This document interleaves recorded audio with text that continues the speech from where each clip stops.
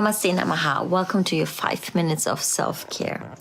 So I'm just coming online really quickly before I go into meditation and to sleep. We have very powerful energies coming through, which is the solar eclipse in Aries. And it will happen our time here in Monaco at 6:12 a.m. tomorrow morning. And maybe you have noticed that in the last 2 weeks, things have shifted, changed. And I wanted to speak about the last guiding principles within the yamas and the niyamas, the philosophy of yoga, the ethical guiding principles found in the Yoga Sutras by Patanjali about Ishvara Pranidhana.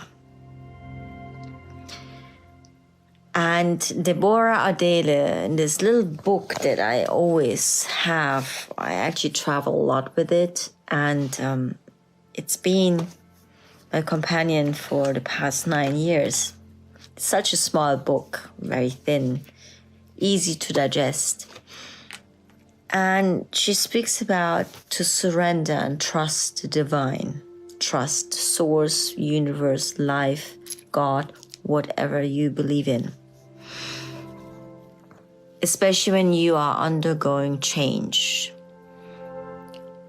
And I have repeated it so many times in the past weeks. Sometimes we try to hold on to the past, hold on to a situation, a thing, a job, a person, an old friendship. And it does not serve us anymore because we have to move forward. We have to change and transform.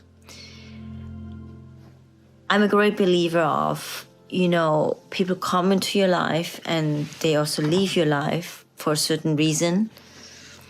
And I have experienced that many times in my lives. And what is important to understand is to know also when you let go, to give yourself the time to grieve, to mourn, but also let go.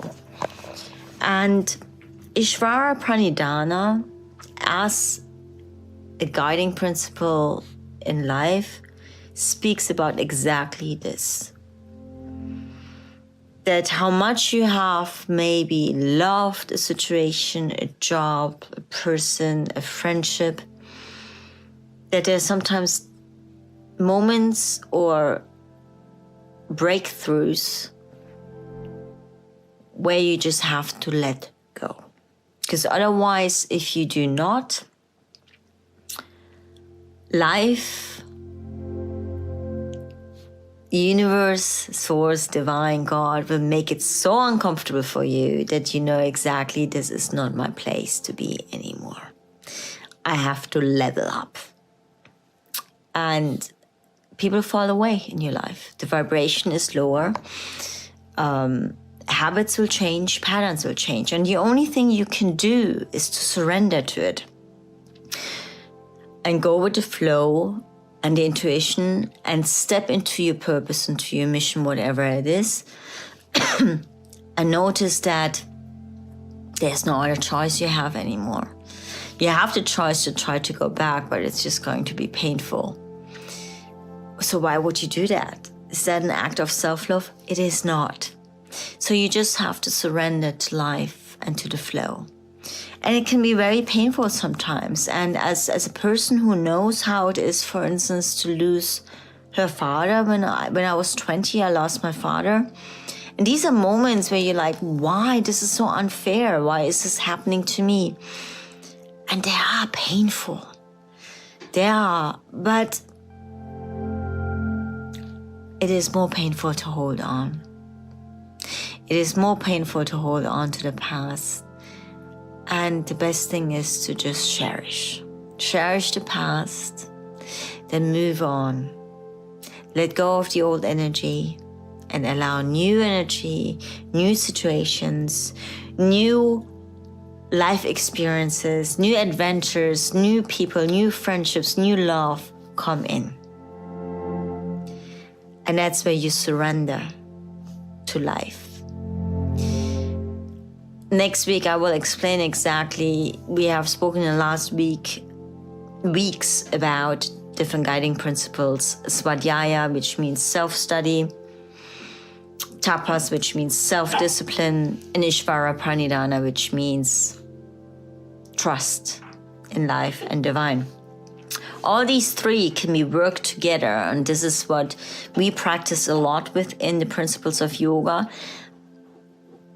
For me, in my life, yoga is everywhere. That's how I live. This is how I do business with. The integrity, the ethics, nonviolent speech, behavior. I try to, as much as I can, because obviously all traumas come up and we get triggered. And sometimes we are conscious of it and sometimes are not. But if you are looking deeper and deeper within yourself, you become conscious about these things. That's the whole thing. I'm not saying that it's getting easier. Obstacles are still there.